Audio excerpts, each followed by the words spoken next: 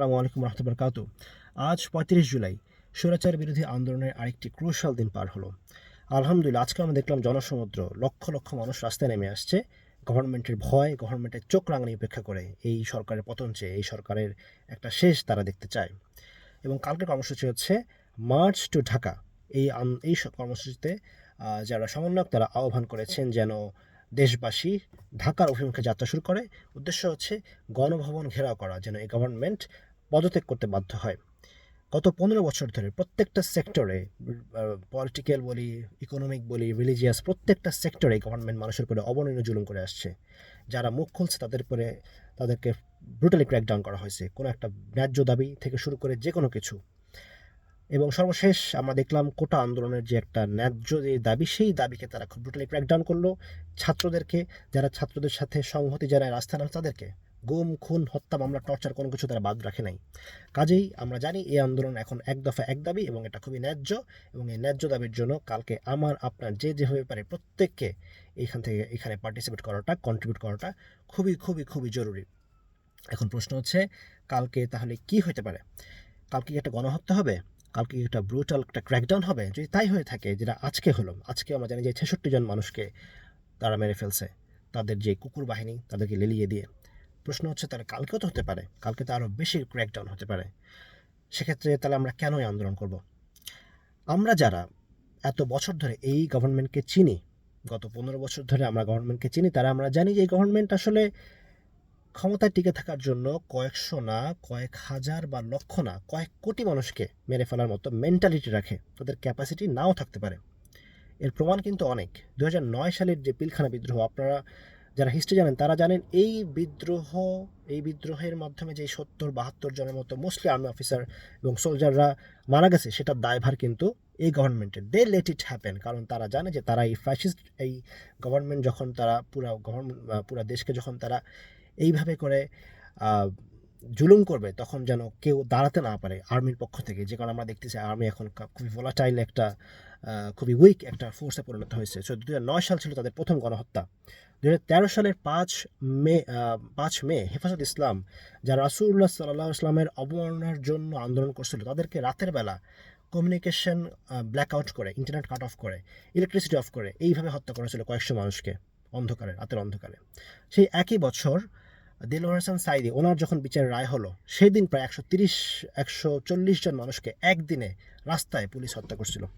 2018 সালে কোটা আন্দোলন আপনারা জানেন, নিরাপদ সড়ক আন্দোলন আপনারা জানেন, আপনারা আবরার ফাহাদের কথা জানেন, যাকে কীভাবে এই গভর্নমেন্টের লোকরা ইন্ডিয়ার বিরোধিতা করার জন্য হলের মধ্যে পিটায় মারছিল।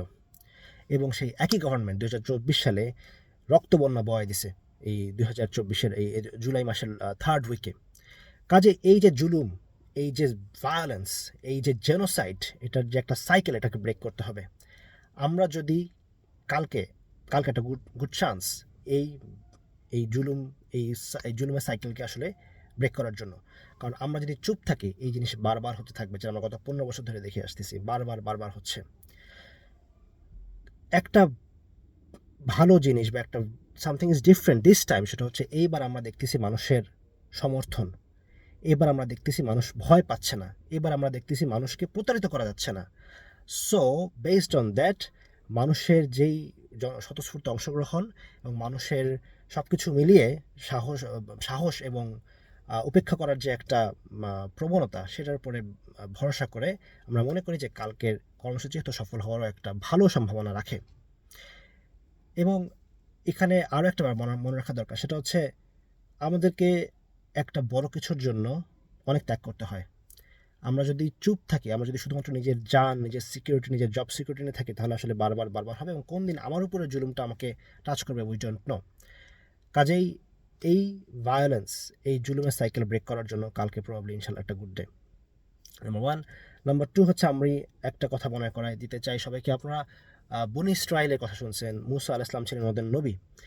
মুসা আল ইসলাম তাদেরকে একটা আল্লাহর আদেশ দিয়েছিলেন যে তারা যেন একটা যুদ্ধে যায়, অ্যাটাক করে, বাট তারা বলছিল আমরা যাবো না, আমরা বসে পড়লাম। For this they had to pay more prices.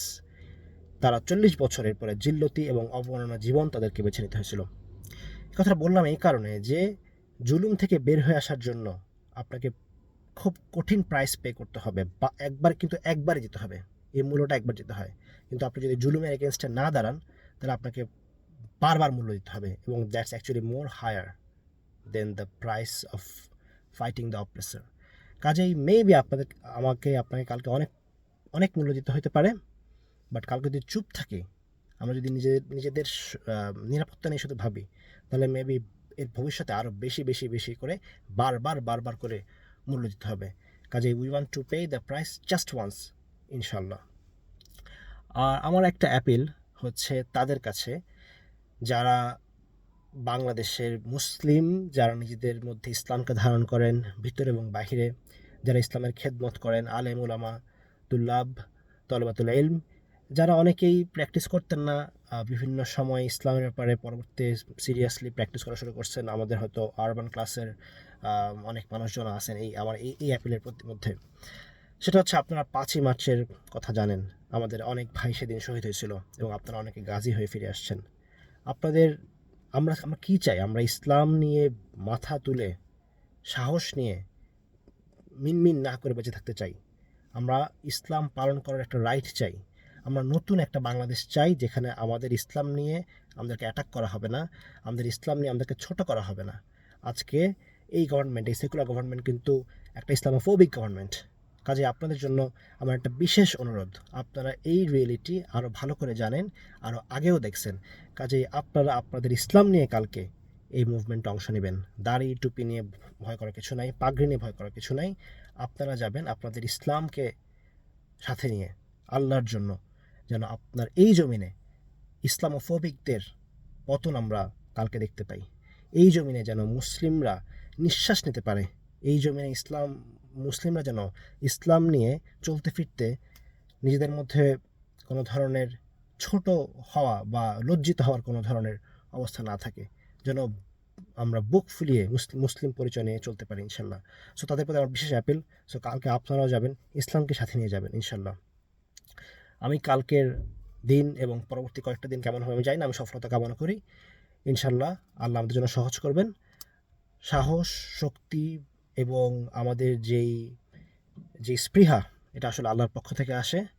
মনে রাখবেন এটাই, যে আমরা যদি আল্লাহর জন্য দাঁড়াই, আল্লাহ আমাদের জন্য সহজ করবেন। ইন তানসুরুল্লাহ ইয়ানসুরকুম ওয়া ইউসাব্বিত আকদামাকুম। যদি তোমরা আল্লাহকে সাহায্য করো, আল্লাহ তোমাদের পাগুলোকে শক্ত করে দেবেন। আমাদের এটা খুব দরকার। আল্লাহর কাছে খুব বেশি করে সাহায্য চাই, খুব বেশি করে দোয়া চাই, আল্লাহ যেন আমাদের মধ্যে থেকে ভয় ওয়াহান সব কেড়ে নেন, ইনশাল্লাহ। কালকে এবং কালকের পরের দিনগুলো আল্লাহ আলম, আমরা আল্লাহর কাছে অনেক অনেক বেশি করে সাহায্য চাইব, যেন আল্লাহ আমাদেরকে এই জুলুমের যে নাগপাশ, এই ফ্যাসিস্টদের এই এই যন্ত্রণা, এই টর্চার থেকে যেন আল্লাহ আমাদেরকে মুক্ত করে দেন। আসসালামু আলাইকুম ওয়া রাহমাতুল্লাহি ওয়া বারাকাতুহু।